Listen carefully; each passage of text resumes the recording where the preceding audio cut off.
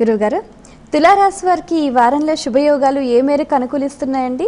వీరు సామాన్యంగా న్యాయబద్ధంగానే ప్రవర్తిస్తూ ఉంటారు. అయినప్పటికీ ఇతరుల నుంచి సహకారం తీసుకునేటప్పుడు ఎక్కువ సహకారాన్ని తీసుకోవడం కూడా జరిగిపోతుంటుంది. అందులోనూ క్రింది ఉద్యోగులు బాగా సహకరించడం వలన సకాలానికి పనులు పూర్తయి పెద్దల యొక్క ప్రశంసలను పొందడం జరుగుతుంది. వారి శ్రమతో వీరు ఫలితాన్ని పొందినందువలన వారికి తగినటువంటి గుర్తింపు లేక ప్రయోజనము కల్పించడం మర్చిపోకూడదు. కల్పించకపోయిన పక్షంలో ఏమవుతుందంటే లోపల తిట్టుకునేటువంటి పరిస్థితి వస్తుంది. తద్వారా ఈ ప్రయోజనాలు తరువాతి కాలంలో సత్ఫలితాలను ఇవ్వడం మానేస్తాయి. ఇంకా విశేషించి వీరి యొక్క ఆలోచన కొంతవరకు అది వద్దు ఇది వద్దు అన్న వ్యతిరేక ధోరణిలో కొనసాగుతుంటుంది. అలా కొనసాగినందువలన పనులకు వీళ్ళ ఆలోచనల వల్లే వీళ్ళకి ఆటంకాలు కలుగుతుంటాయి.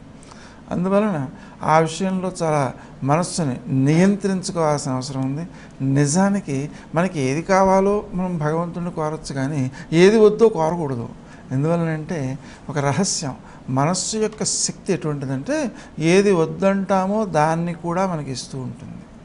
అందువలన ఉదాహరణకి మనకు యాపిల్ పండు కావాలి అని కళ్ళు మూసుకున్నాం అనుకోండి, యాపిల్ పండు కనిపిస్తుంది. యాపిల్ పండు వద్దు అనుకుని కళ్ళు మూసుకున్నాం అనుకోండి, యాపిల్ పండే కనిపిస్తుంది, ఇంకేం కనిపిస్తుంది. అందుకని మనం ఈ వద్దు అనేటువంటి నకారాత్మకమైనటువంటి ఆలోచనలకు స్వస్తి చెప్పడం చాలా అవసరం. ఇక ముఖ్యంగా తల్లి లేదా తత్సంబంధీకులు వాళ్ళతో కొంత అభిప్రాయ భేదాలు వచ్చే అవకాశం ఉంది. అందువల్ల తక్కువగా మాట్లాడడం మంచిది. ఎవరితోనైనా అభిప్రాయ భేదాలు రావాల్సిన అవసరం లేదు మనకి.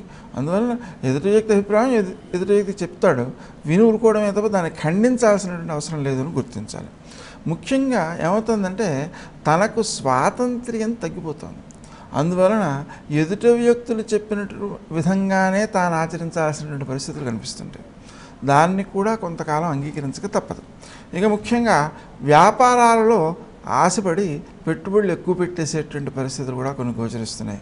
అలా పెట్టుబడులు పెట్టినందువల్ల నష్టపోయేటువంటి అవకాశాలు ఉన్నాయి. వీరికి ఆనందానుభూతి దూరం అయ్యేటువంటి ప్రమాదం ఉంది. అలాగే తండ్రికి ఆరోగ్య విషయంలో కొంత జాగ్రత్త అవసరం.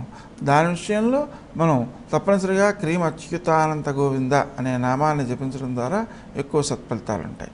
మనకి రావాల్సిన సొమ్ము చేతికి అందే అవకాశం ఉంది. ఆ వచ్చే సొమ్ము స్త్రీజన సహకారంతో వచ్చే అవకాశం ఎక్కువ ఉంది. దాన్ని సద్వినియోగం చేయడం విషయంలో ఎక్కువ శ్రద్ధ చూపించాల్సిన అవసరం ఉంది. పెట్టుబడుల జోలికి వెళ్ళకూడదు. అయితే దానాలు చేయవచ్చు.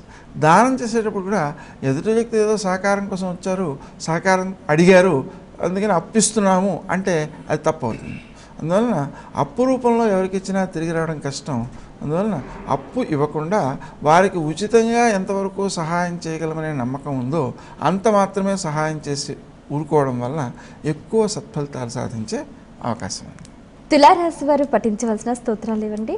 ఆదిత్య హృదయం చదువుకుంటే బాగా విశేషమైనటువంటి శక్తి వస్తుంది. ఆలయ సందర్శన క్రమంలో ఏ దేవీ దేవతలను దర్శిస్తే మంచిదంటారు? గణపతి ఆలయం ఒకటి, అలాగే లక్ష్మీనారాయణుల గుడి ఒకటి, అవి రెండింటినీ దర్శించడం వలన ఎక్కువ సత్ఫలితాలు వచ్చే అవకాశం ఉంది. తులారాశి వారు చేయవలసిన దానాలు ఏవండి? సూర్యప్రీతిగా గోధుమలు, కుజప్రీతిగా కందుల దానం చేస్తే మంచిది.